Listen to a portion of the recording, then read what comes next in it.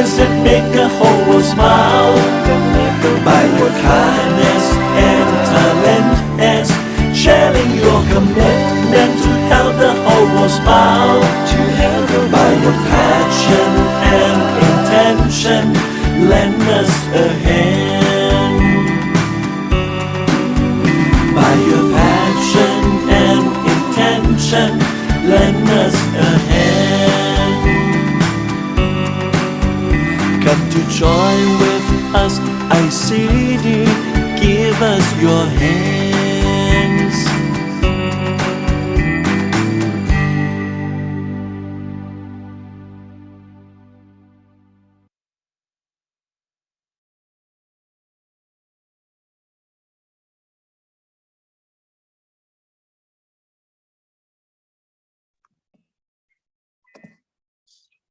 Welcome to our XD webinar this month. Welcome, Professor Yun Gopak.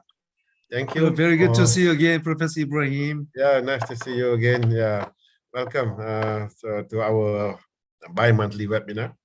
And tonight is we'll be starting shortly in about 2 or 3 minutes. We're supposed to start at 9:30. So our participant, I think we got about nearly 100 people who has logged in. I mean registered, but of course some do not register. They just join our webinar. And also our webinar also is broadcast through YouTube. And I will shortly give the YouTube link if people want to share. You want to share with your friends our YouTube link. Okay. All right. Yep. We have got just 2 minutes more. Prof. Park, you want to try out your slide first before I introduce you? Professor Park? Excuse me? You want to try your slide first? Yes. Can you give me the slide share, please? No. Yeah, you are the panelist now. You can share your slide. Okay. Can you see the slide here? No, not that. I can't find the menu for slide share in my screen. Share screen. You share screen. There's bottom share screen. No, I can't find any slide share menu in the. Oh, you don't have the green button at the Prof. bottom. Ibrahim, I think our speaker is not the co-host yet. So. Oh, okay, all right. Sorry. Oh yes, I now I have it. Can you try? Okay. Yes. Okay. Can you see my slides? Yeah, we can see that. Okay. Very good. Okay, So good. Can I begin now? No, wait. Let me introduce you first. Okay. Okay. All right. Welcome to our YCD webinar. And tonight we have a very renowned speaker, individual from Korea. He's also close to us, a good friend of mine who has visited Malaysia several times, and of course come to the faculty or then to UITM, and also has given talks. Professor Park is a world-renowned researcher, author, and speaker in clinical orthodontics and basic science of craniofacial biology, especially in signal transduction of osteoblast differentiation.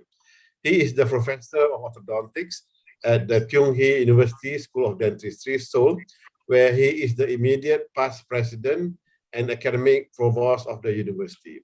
He is currently the Secretary General of the Kyung-hee University System. He is the past president of KAO, Korean Association of Orthodontists, and is associate foundation of KAOF. And Prof. Park is also the past president of Korean Academy of Dental Education. His main interest lies in the lingual orthodontics with individual tailored appliance system and accelerating tooth movement with criticism, which was developed and given nomenclature by himself, involving minor periodontal procedure, without flap elevation, and light accelerated orthodontics with LED. He was the visiting assistant professor of orthodontics at Harvard School of Dental Medicine and is currently the guest professor at Osaka Dental University, Japan, and also guest professor at Dalian Medical University, Dalian, China. Professor Park also is the visiting professor to Faculty of Dentistry, UITM. He is a board of certified orthodontist from the Korean Board of Orthodontics. He received his DMD from Kyunghee University in 1981 and finished his orthodontic training at Kyunghee University Hospital with certification of orthodontics in 1984. He holds Master of Science in Orthodontics and PhD in Oral Biology and Orthodontics. And also, Professor Park also holds an MBA in Health Administration. Professor Park has numerous publications, and tonight we are very fortunate to have with us Professor Park, who will share his knowledge on the topic obstructive sleep apnea, management sleep-related breathing disorder. Professor Park, the floor is yours now. Thank you. Thank you, Professor Ibrahim, for your very generous introduction.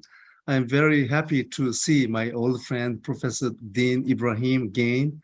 And then Malaysia is my homeland, almost my homeland. And then it is really a great honor for me to speak in the ICD in Malaysia. My topic today, as you see in the slide, is obstructive sleep apnea and how to manage obstructive sleep apnea in a dentistry. As you know, I'm from Seoul. And then I'm from Kyunghee University, which was established in 1949. And then my university has pretty big university complex, which has 24 colleges and 18 graduate schools. And the number of students are 34,000, one of the biggest university in Asian countries. School of Dentistry was established in 1967, which is pretty brand new school.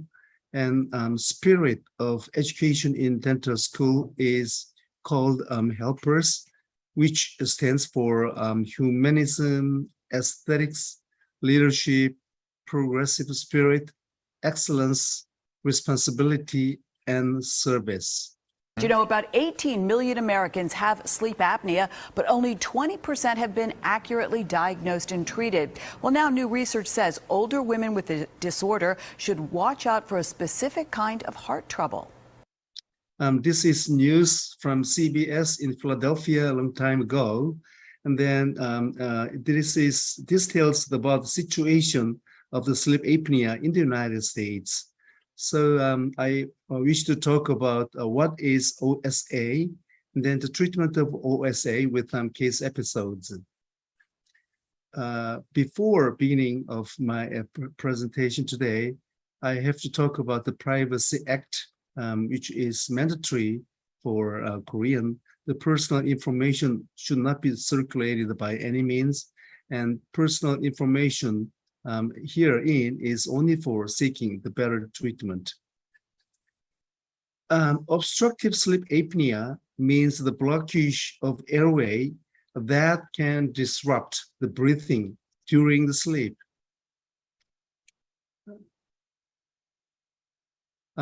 This patient was came to me that she talked about, I was told that I do not breathe when I sleep.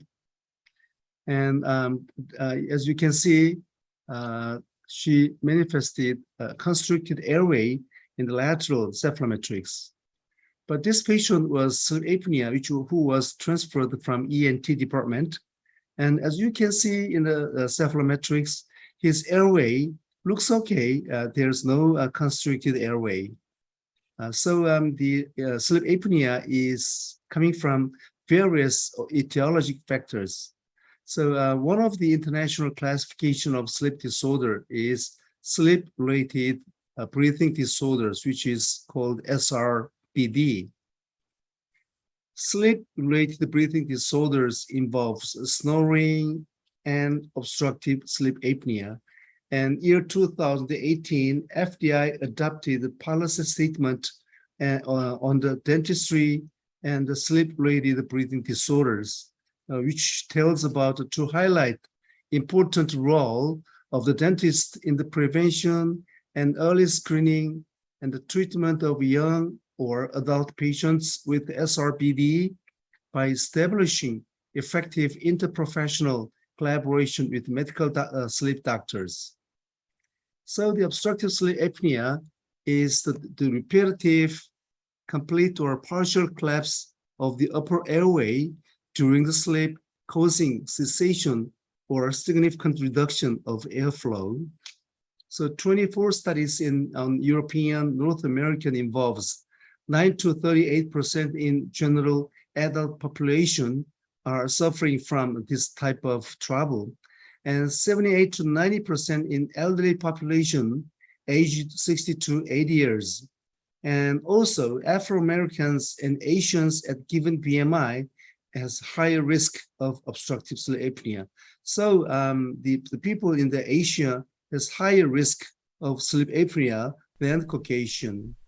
If you look at the CNA fluoroscopy, then you can see the snoring during the sleep. When the airway is normal, the patient appears normal breathing. But when the tongue drops down backward and then the airway is collapsed, then the patient manifested obstructive sleep apnea with complete obstruction of the airway. So the obstructive sleep apnea is one of the common conditions with chronic disorders of sleep and breathing, difficult to be cured completely. And then the prevalence appears for men as 30 to 7%. For women, it's from 2 to 5%. So men are more prevalent than women. And cardinal sign of subjective symptom in the night involves the snoring, sleep fragmentation, witness the apnea. In the daytime, the patient appeared a daytime sleepiness. So when the airway is completely normal, the patient appears normal breathing. But when airway blocks completely, then there is obstructive sleep apnea. So one of the gold standard of confirmatory investigation for sleep apnea is polysomnography. Of course, we can do it, in a home test, which is called HST, with some small equipment. Polysomnography sleep study, otherwise known as PSG, as our reference. Our colleague Magnus was sent to Trondheim St. Olav's Hospital to take part of the study. This extensive experiment consisted of placing a series of sensors on his body. 4 types of sensors were used to record electrical activity of the brain, measure eye movements, record muscle tension, and the electrical activity of the heart. In addition, respiration rate was measured with the use of belts and nasal airflow pressure transducers. A sound probe was placed over the neck to record snoring and a pulse oximeter over the middle finger to determine blood oxygen levels.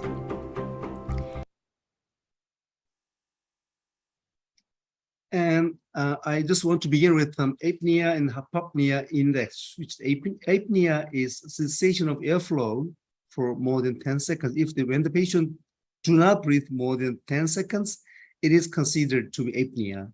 Hypopnea means airflow less than 50% of normal. It comes usually in association with reduction in oxyhemoglobin saturations. So AHI, which means the apnea hypopnea index, is the number of apnea hypopnea per hour by PSG during the sleep. When the AHI is less than 15, this is called considered to be mild. When AHI is more than 30, this is considered to be severe hypopnea or apnea. So as you can see in the upper airway, in the cephalometrics, this is retroglossal area, and this is retroglossal airway. This is retropalatal airway, and this is retroglossal airway.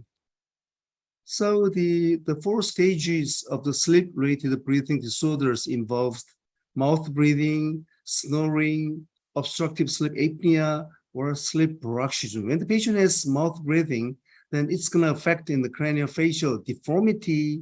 And when sleep paroxysm, probably it may have a relationship with the TMD.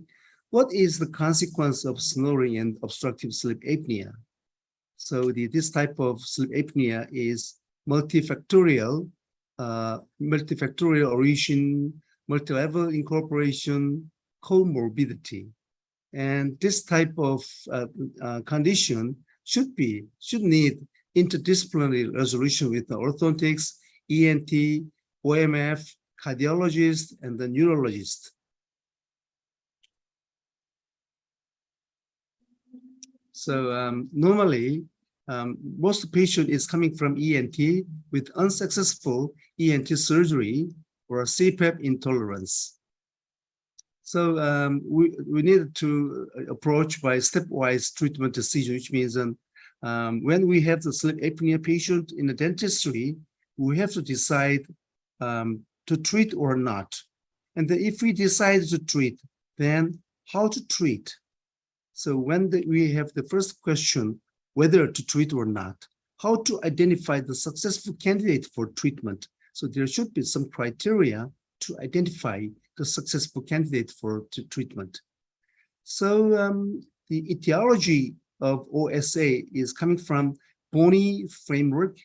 Probably this is kind of craniofacial structure that may cause sleep apnea, or soft tissue issues such as peripharyngeal tissues, mucosal factors, or muscle factors.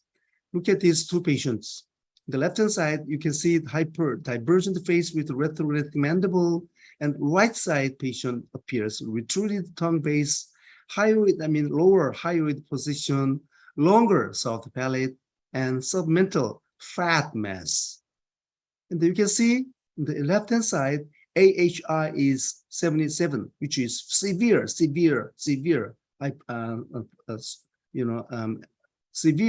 obstructive sleep apnea. And right side is AHI is only 23.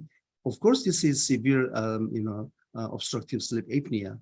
But if we can these two PSG, and the left-hand side appears severe OSA, and then obstructive signals with an apparent mandibular retrognatism. And right side is severe obstructive sleep apnea with high frequency and long duration of the mixed signals, meaning progressive central apnea. But for the left-hand side, severe sleep apnea is more responsive to treatment because sleep apnea is coming from craniofacial deformity. But the right side is less responsive to treatment. The phenotype of obstructive sleep apnea, we can say the PALM scale, which means an anatomically collapsible upper airway, premature arousal during the sleep time, oversensitive ventilatory control system, poor upper airway dilator muscle responsiveness. These four factors can be phenotype element of obstructive sleep apnea. So when the patient's sleep apnea is coming from anatomically driven, such as retrographic of the mandible, then mandibular advancement device will be working very well, and then responsive for the treatment.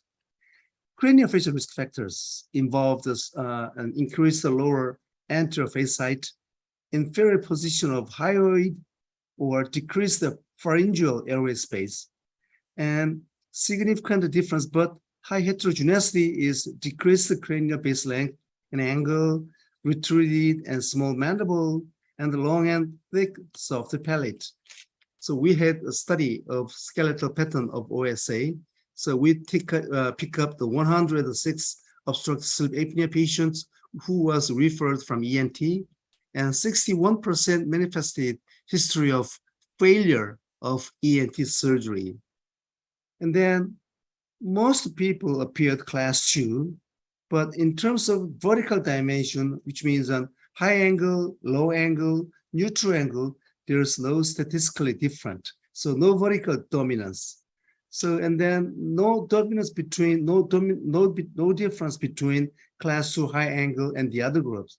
But, definitely there's more obstructive sleep apnea in class 2 sample. This patient was 74 years old who came to us with severe obstructive sleep apnea of 34 or second times 37. This is 7 years old.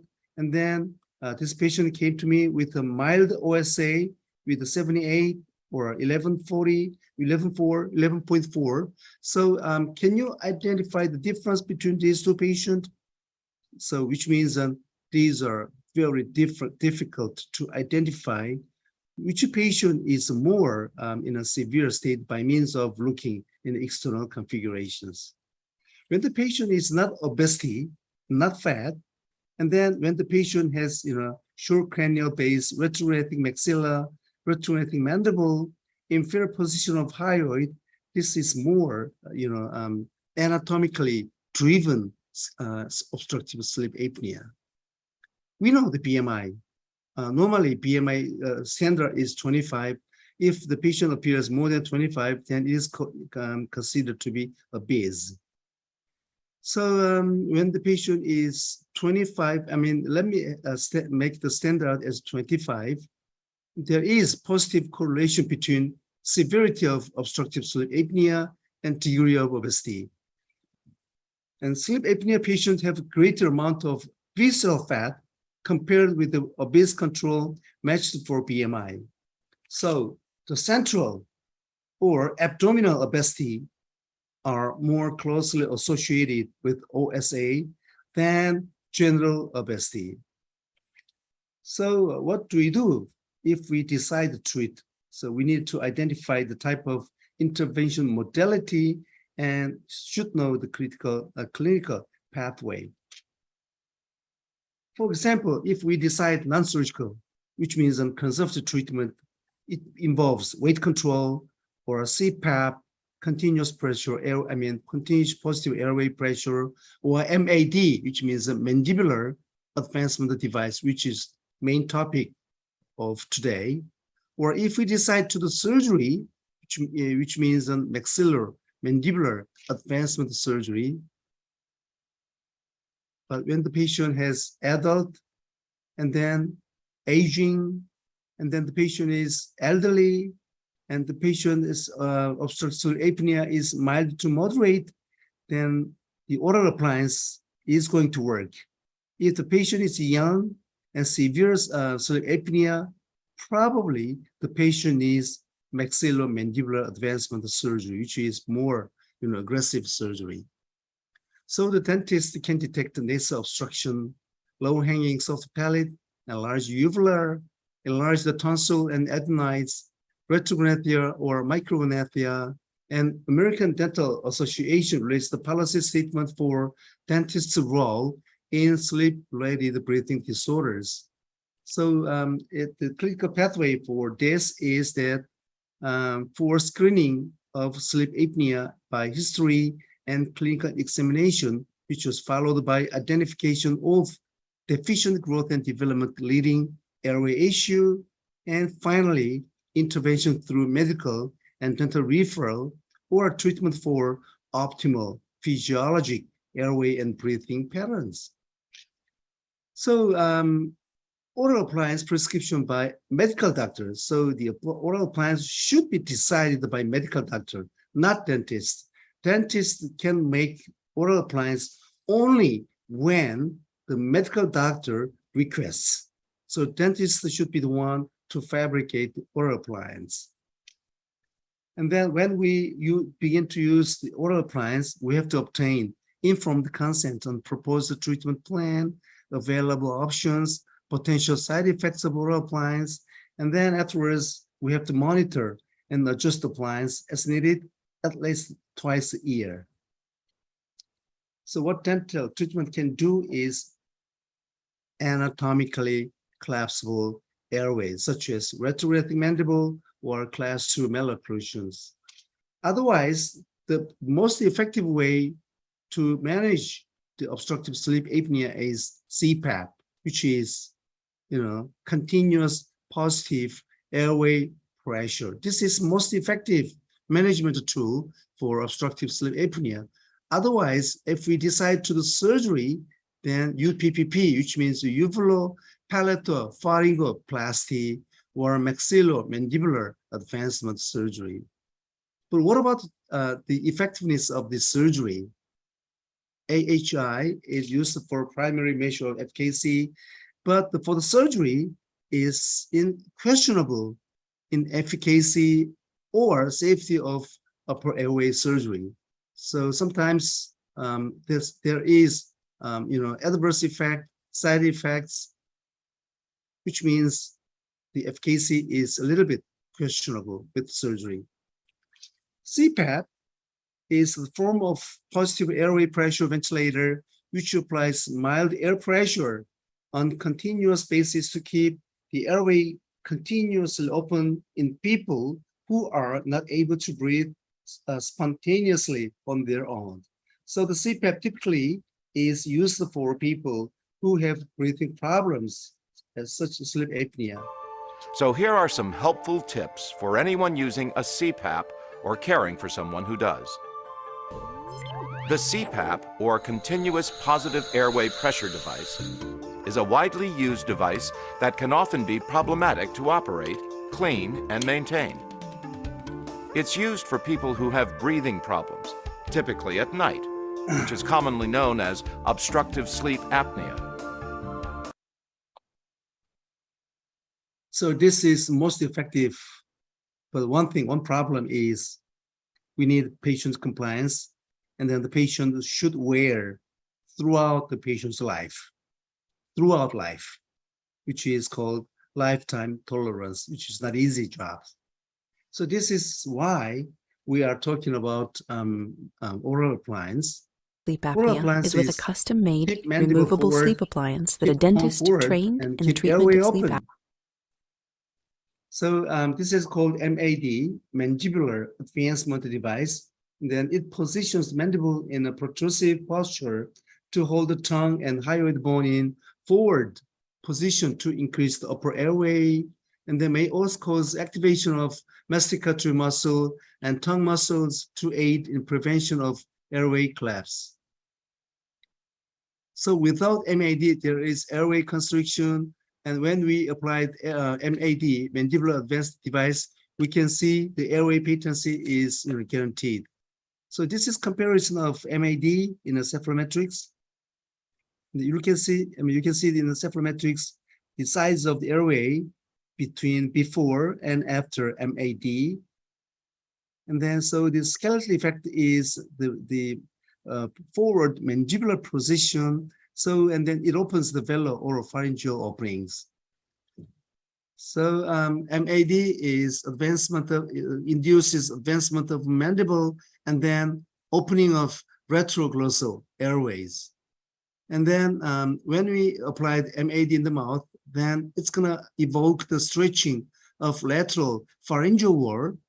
And then you can see in these two, cone beam CT, when we put mandible forward, then we can imagine the airway size is increased by anteroposterior dimension, but in reality, there is no increase in the anteroposterior dimension. There is increase in the sagittal directions, such as widely. So this is 74 years old female, and she came with sleep apnea. So we delivered one-piece MAD. This is cephalometrics between before and after MAD. And then her PSG before treatment was 34, and afterwards her MAD was better than at 24, which is improved. So before AHI was 34, after MAD, her MAD AHI appeared 24, improvement. And then she wore ADS with this appliance. And then 4 years ago, we delivered brand new MAD again. And then this says how she looks after wearing MAD again. So this type of MAD has indication of primary snoring, mild or moderate OSA, and then contraindication involves active when the patient is TMD, or insufficient number of teeth, or moderate period problems. And then when the patient has a limitation to protrusion distance, this is contraindications. So how do we make this MAD appliance? So at first time we have to of course we need to take impressions, and then we have to keep the mandible forward as we do taking the construction bite. So the essence is how to make the mandible forward. How much do we advance the mandible?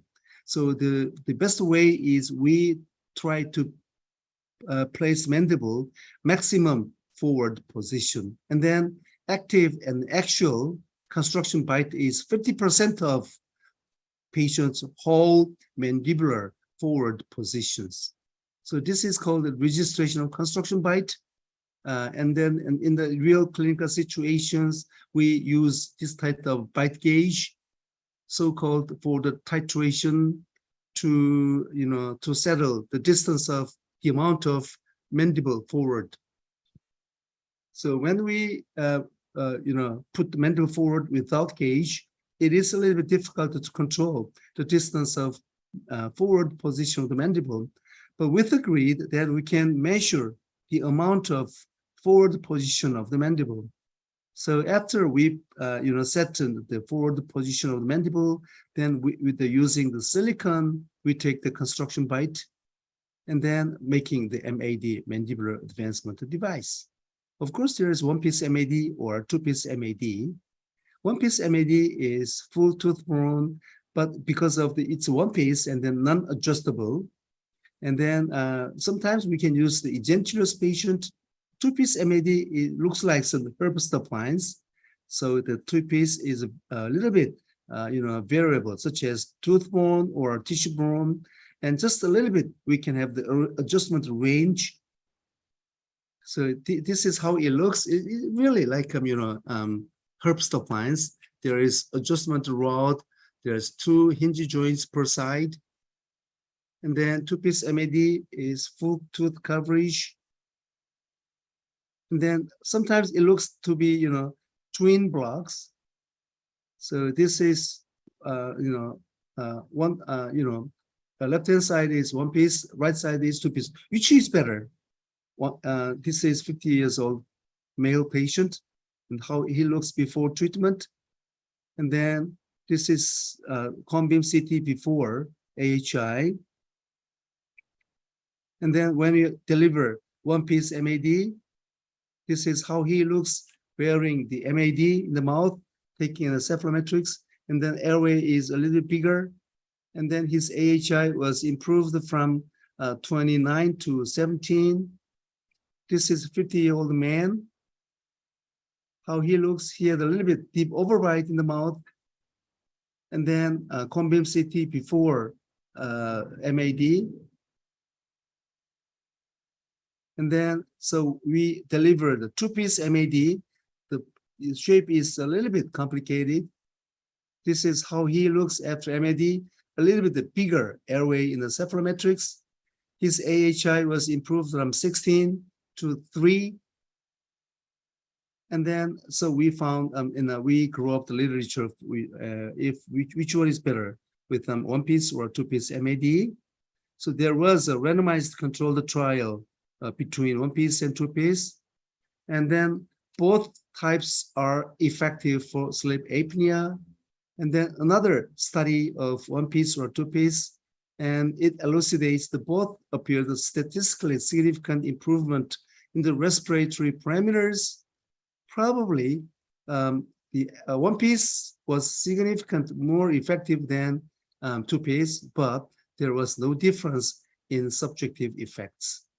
So one-piece or two-piece, no problem. It depends on your preference. So there is no one for all MAD in terms of one-piece or two-piece. And how much do we place mandible forward, which means a titration of the forward position of the mandible? Overall consensus is 50%. Just 50% of mandibular advancement is widely used as the minimum effective advancement.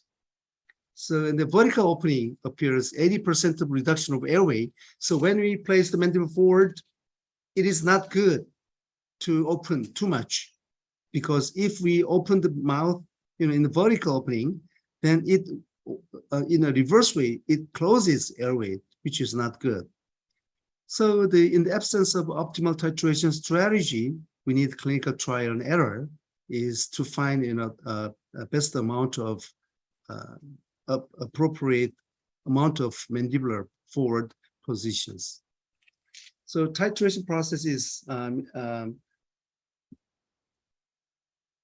the amount of mandibular advancement does not significantly influence the success rate, but the 50% advancement is widely used. So about, let me have a titration. Pull the bottom of your jaw forwards. You can use the fingers to assist the movement. Yeah, as you can see, we can, control advancement, the amount of advancement. Of course, 75% of patients was satisfied, but 14% appeared unsatisfied. 81% reported some side effects. The most common side effects was excessive salivation. 30% has xerostomia, and then another critical side effect involves occlusal change. Increased protrusion may be more likely to cause occlusal change. And then another side effect is that, occlusal changes. But this is not very severe because considering the detrimental effect of obstructive sleep apnea, this is kind of, cause and, benefit, cost and benefit. So of course there is an occlusal change, but considering the detrimental effect of obstructive sleep apnea, this kind of side effect can be ignored. This patient is 70 years old man. And then we deliver 2-piece MAD in the mouth. And then we can see there was no occlusal change at all over time. And then the patient wanted to replace to MAD with a brand new one. So we delivered the brand new MAD. No complication, but the patient complained about xerostomia, dry mouth. This is a 53-year-old man. How he looks in the mouth, a little bit deep overbite in the front teeth.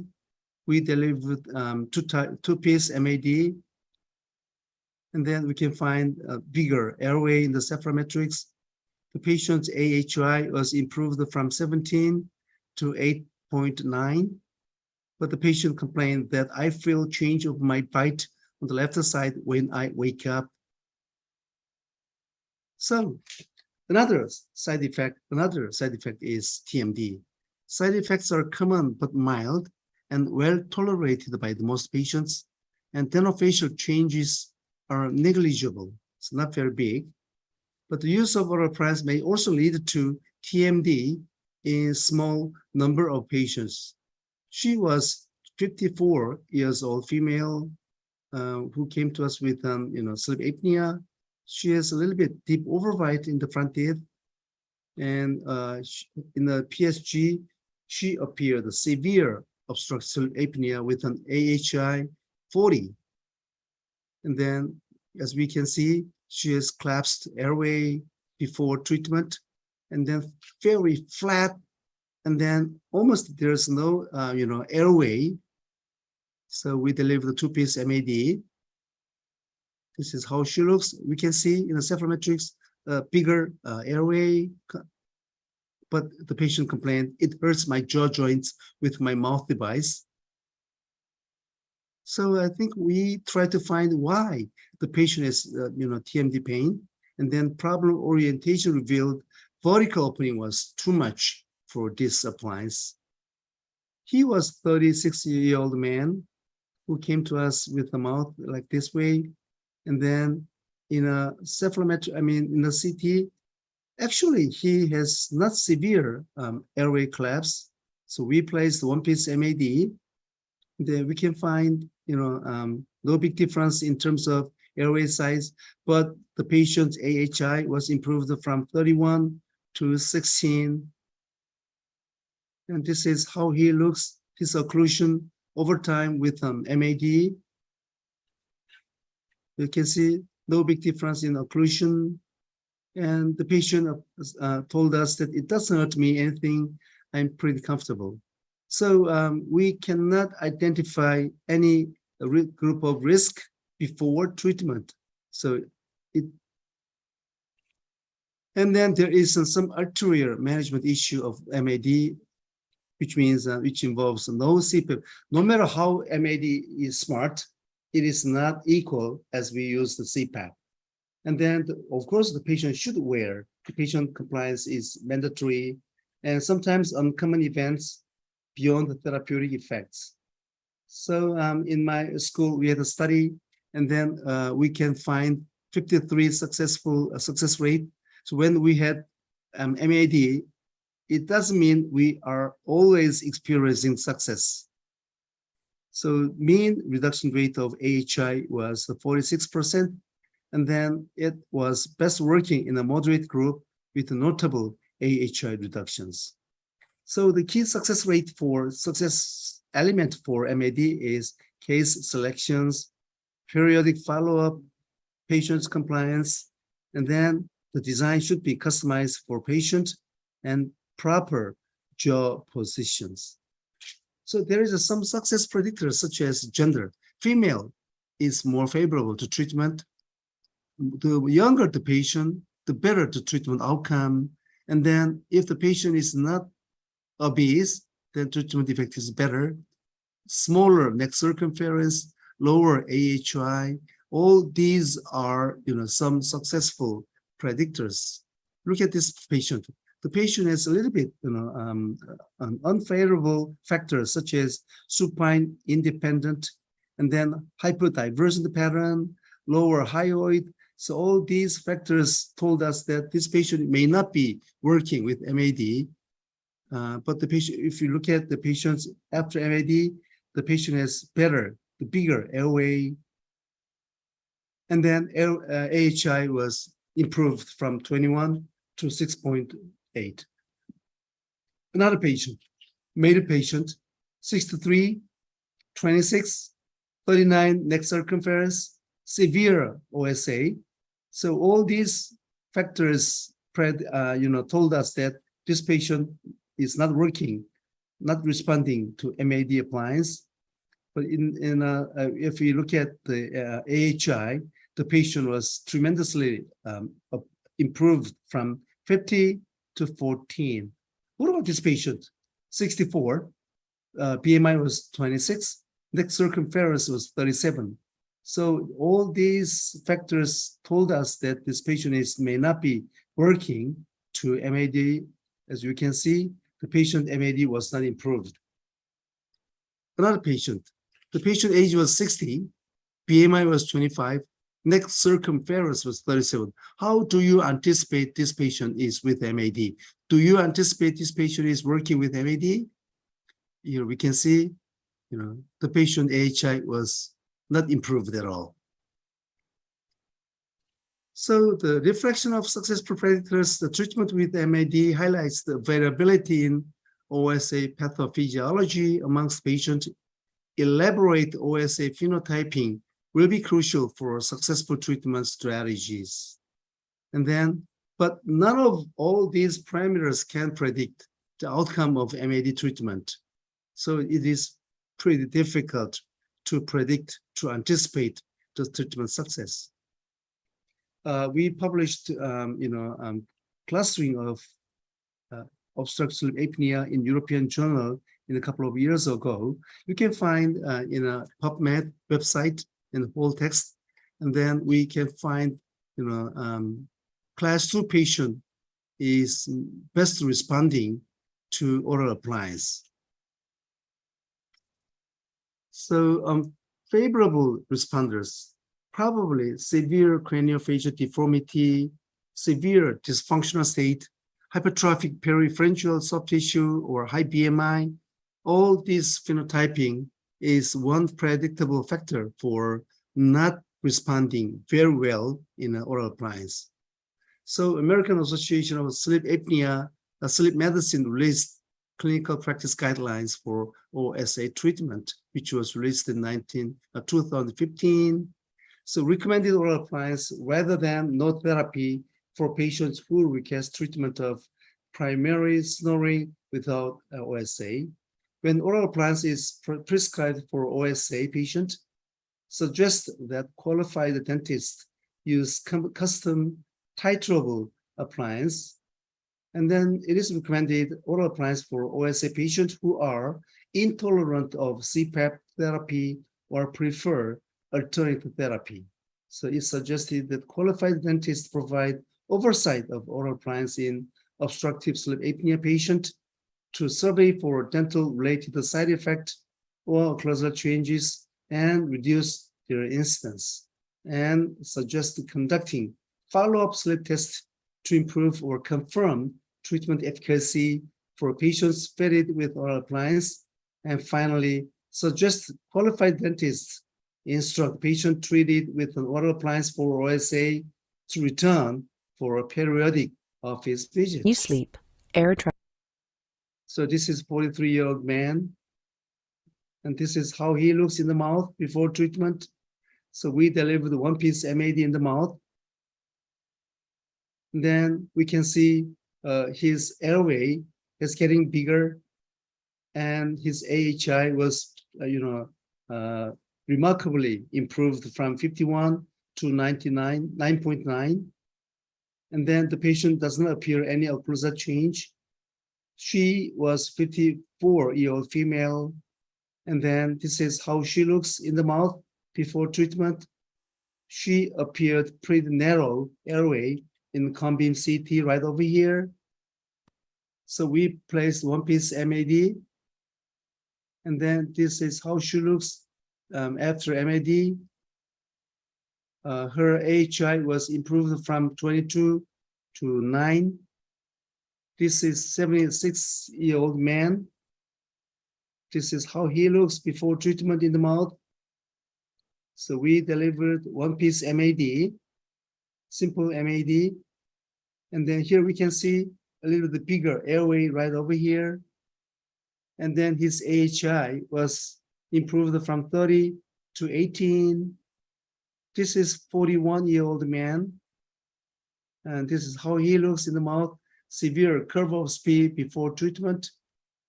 And his airway in TMD is not very small. So we placed the two-piece MAD, Herbster type MAD, and then we can see a little bit bigger airway. His AHI was improved from 23 to 5.3. So this is time to draw conclusion. Oral appliances are not recommended as first-line treatment in patients with severe OSA. The first should be Cpap or surgery.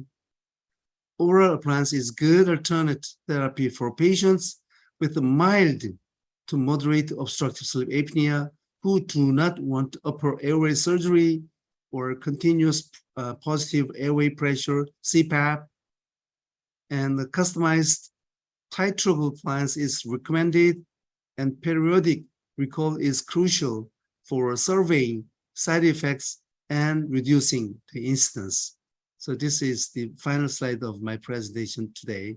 Terima kasih. Thank you very much. Thank you very much, Professor Yonggo Park, for the very clearly presented presentation just now. We have with us here also Professor Park, our president, Dr. Hao Kim Chuan. Dr. Hao, you want to say something to ask question our speaker, Professor Yonggo Park? Yes, thank you. Yes, it's good to see you again. We met next month. I'm so happy to see you. Yeah, you look very handsome today. All right. Okay. So yes, I do have a question to ask you. But first of all, I want to thank you for offering your valuable time to speak with us and share with us your knowledge on sleep apnea. Yeah. So my question is regarding to you mentioned about in your conclusion that you say that oral appliance is not the first choice of treatment. All right. So now I 100% agree with you. I feel that we need to actually solve the underlying problem. For example, obesity. For example, large lymph node chronic infections of the lymph node enlargement with edema. All right. So these are all the underlying problems. So now, what would you consider as a first line of treatment if not oral appliance? Normally, So when that's the my patient question. is, yes, thank you very much. So he, how Kim Tran's question is, what is the first line treatment modality? Normally, patient does not visit the dentistry for the first time with his problem of sleep apnea. Mostly, the patient visits Department of Neurology in the medical clinic. And then the neurology draws diagnosis for sleep apnea. For the final definite diagnosis for sleep apnea, the patient should be referred to ENT because normally the PSG, polysomnograph, the equipment is installed in ENT department. So ENT, in the ENT, the patient should obtain the final diagnosis for sleep apnea and then try to find what is the reason. Normally, ENT surgeon is likely to do UPPP, uvulo-palatopharyngoplasty, which is not always effective. Or sometimes the ENT surgeon is prescribed of Cpap, continuous pressure, positive airway pressure. So when the patient is wearing Cpap for the first time, and then just a guess when the patient should wear, oxygen mask, like oxygen mask, when they, go to bed, which is not, not funny job. Correct. So, and then with the Cpap is not always successful. And then finally, the ENT surgeon is seeking for dentistry. And then as we find the dentistry, we use, oral appliance. But when the patient is young, like 20 or 25, 30, and then very retrusion of the maxilla and mandible and airway constructions, we sometimes do maxillomandibular advancement of surgery, which is two-jaw surgery, which is exactly same as we do two-jaw surgery for orthognathic patient. But this is only for young patient. For the elderly patient, oral appliance is first line in dentistry. So normally, the first treatment option in the medical clinic should be palatal surgery or Cpap or any other medical treatment.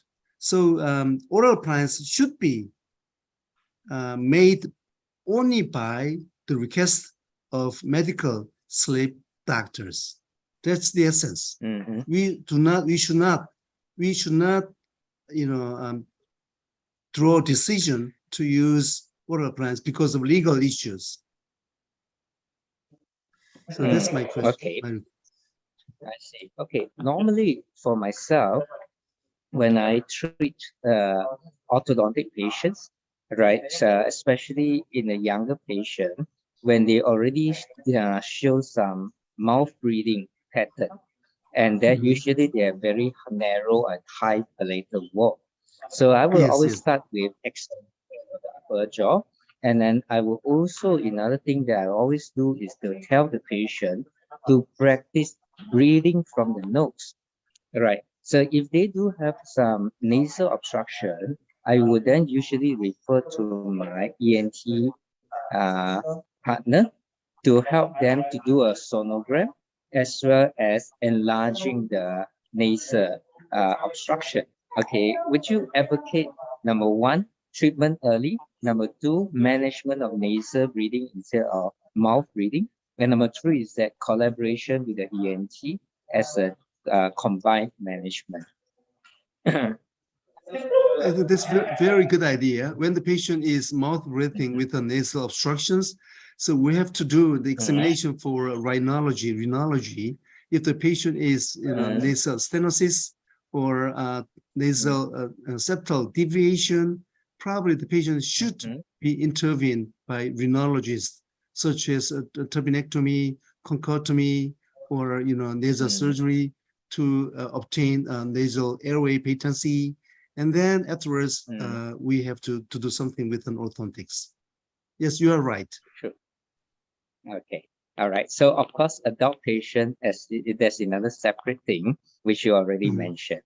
Okay. So I shall leave the question to some other participants for them to ask. Okay, but thank you for sharing your excellent knowledge. Yeah. Thank you, Hakim. So we are Thank both you, doctor. orthodontists. I do Thank you. see Thank you. like-minded. We have Thank two you. questions from our audience, Professor.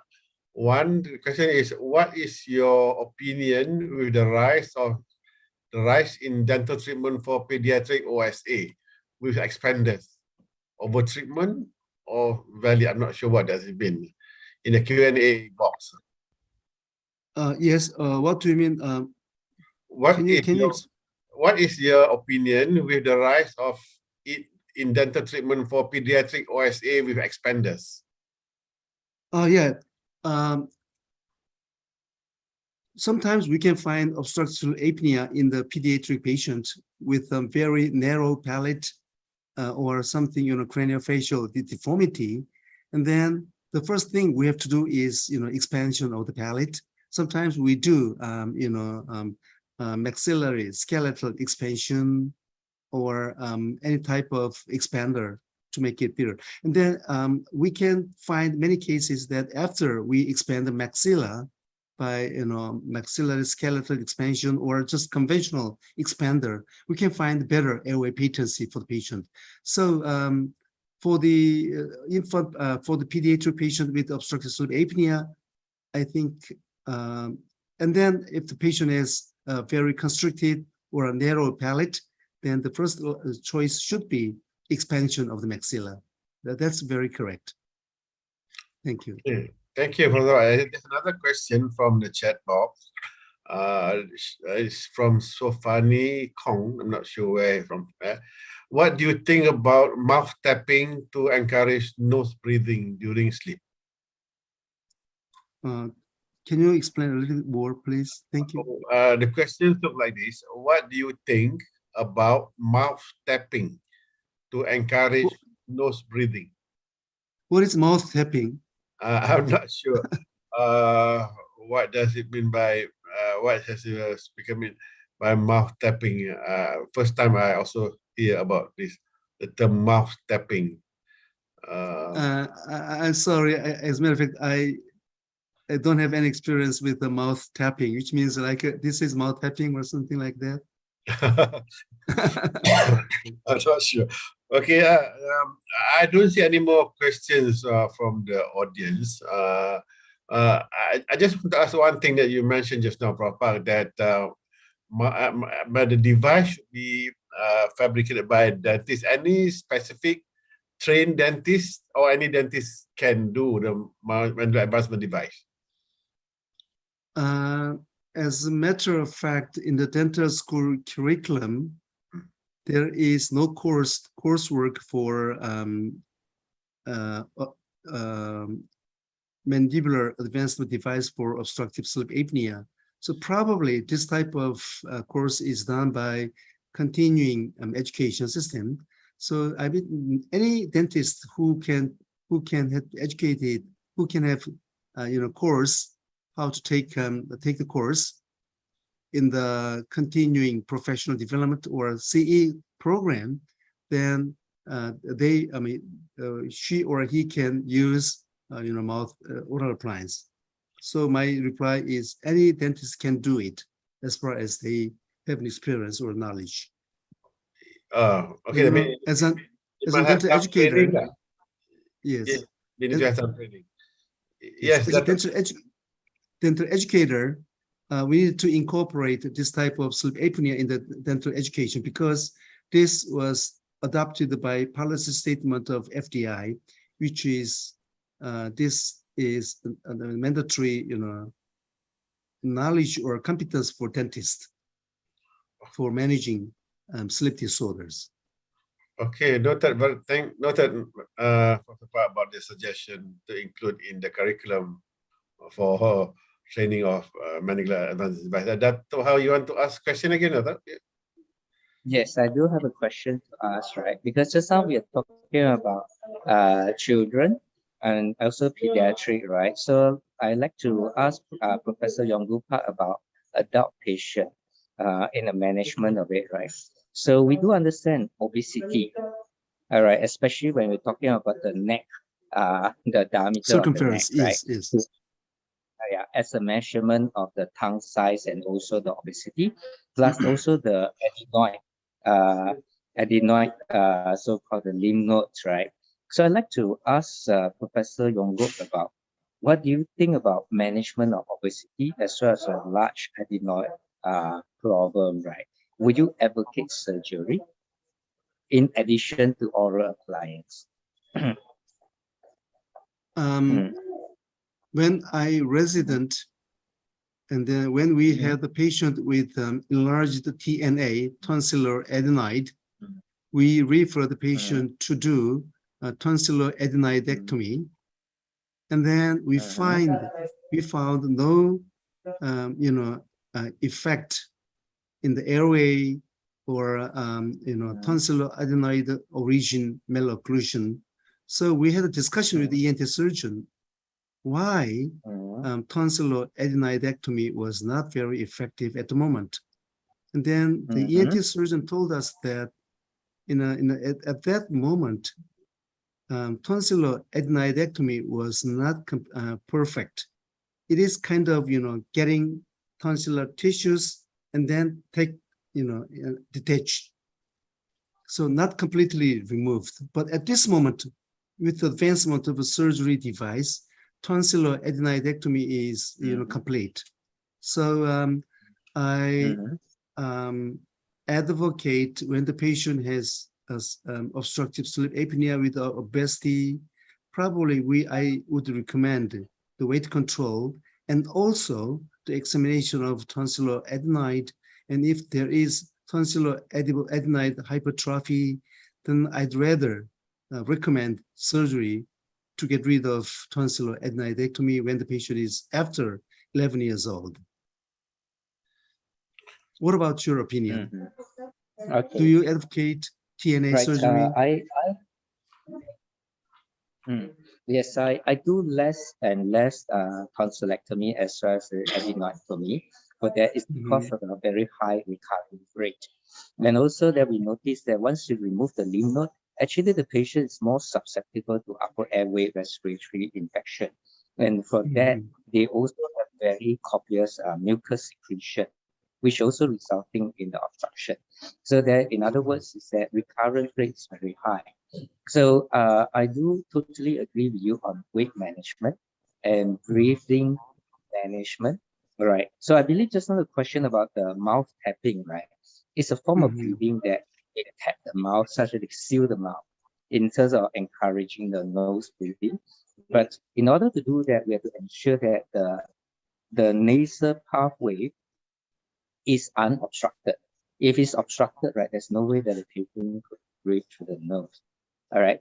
So I think that's the management of obstructive sleep apnea, in my opinion, is that it should be a multidisciplinary, and I feel that it should be also introduced in the undergraduate curriculum, where the dentists at least learn how to diagnose it and refer to the specialist for management. Yeah. So this is an area where it's actually remain largely unknown. I feel that a basic diagnostic skill has to be there, and then followed by a management in whether oral appliances or a conjoint management or even a surgery. Yeah. So I think your topic today is highly relevant and is very common nowadays. I will say that the prevalence can be as high as 40% over. That most adults are suffering from some forms of obstructive sleep apnea or another. So yeah, I hope this topic, right, will be shared more commonly, that more people are aware that this problem is largely gone unnoticed. And thank you very much for sharing such an insightful information for tonight. Yeah. Thank you. Thank you. Okay, we have a few more questions, in fact, from our participant tonight, Professor Park. The first one is from Dr. Kalai. I think he's a pediatrics dentist, dental surgeon. Do you think that children with OSA and class 2 skeletal patterns show improvement in AHI when treated with functional appliance? Yeah, as far as MAD is effective for class 2, I think the functional appliance it should be effective as should be, because the mechanism is 100% identical with the functional appliance. So in a pediatric patient with functional appliance in class 2, it is effective. It should be effective for obstructive sleep apnea as far as the patient has obstructive sleep apnea. Thank you. Okay, thank you. Another question, this one anonymous. Who should lead the management of OSA patient in multidisciplinary team? The initiative should have medical sleep doctors. So we only can manage with an oral appliance. And then, so when we do the oral appliance, and then the medical sleep doctor should monitor the improvement of patients by PSG.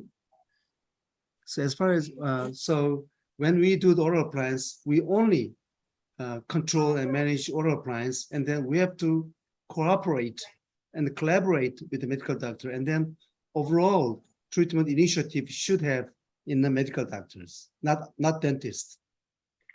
Okay. Thank you. All right, thank you. And another question, and this one from our colleague from Singapore, Dr. Lo Kai Wo. Is quite long. I mean, I read it slowly. Sometimes in dental clinic, we pick up patients with snoring habits. Is it incorrect if the dentist prescribe MAD and then treat them symptomatically?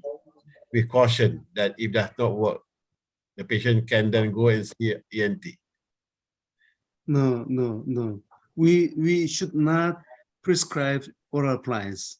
The oral appliance should be prescribed by the medical doctor. And then by the prescription of the medical doctor, then we fabricate oral appliance. So when the patient comes up to dentistry for the first time, the first thing we have to do is to refer the patient to the medical doctor, and then discuss with the medical doctor, and then we have to obtain the prescription of the medical doctor, and then we make the oral appliance. This is very important. So for the legal issue. Okay. For every part of the globe. Yes, I was about to talk about the legal issues since you mentioned about legal issues. Yes. All right. I think our one last question. I think it's getting late. I know in Korea it's 11:30 already. How long to wear oral appliance? This question. As far as the patient can tolerate the oral appliance, then it is okay. So for my department, average year is about 8 years, because we began MAD year 2012, and then so far I think the most patient the elderly patient has more than 10 years. But in the meantime, we switched new appliance because of the appliance is rotten or discolored, and then we fabricate new appliance. Okay, all right, thank you.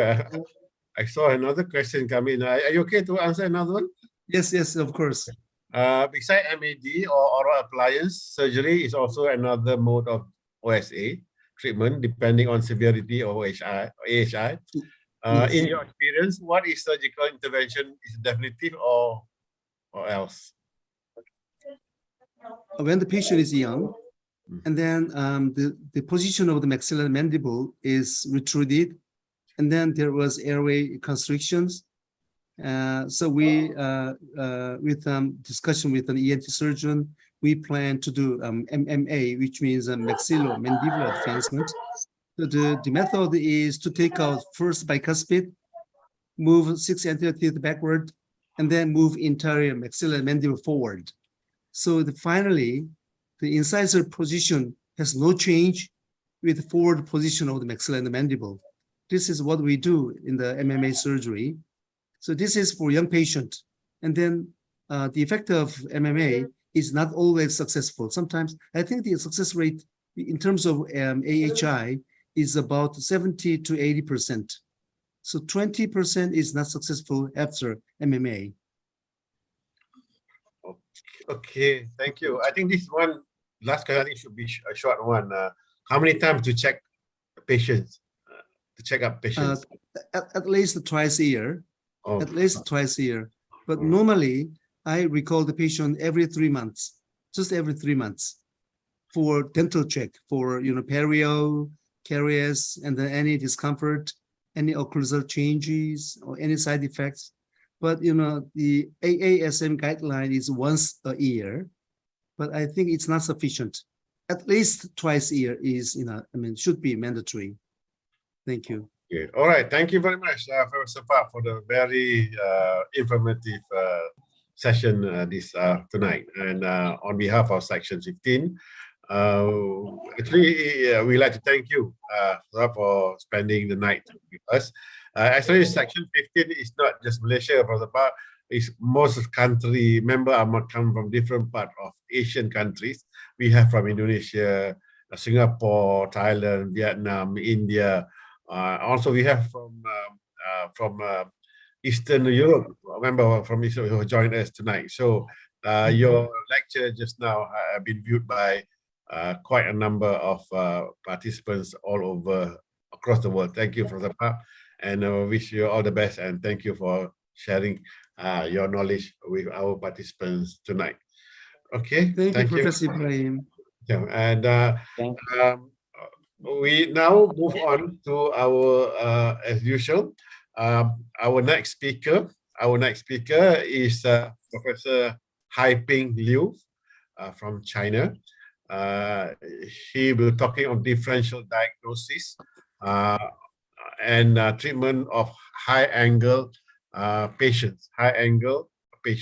So that is our speaker in our second week of July. 6th July from China, Professor Dr. Haiping Liu. So join us again in 2 weeks' time to listen to Professor Haiping Liu for another interesting topic on diagnosis of treatment for high-angle patients. Again, thank you very much all for joining us. And thank you again, Professor Park, for sharing your session with us.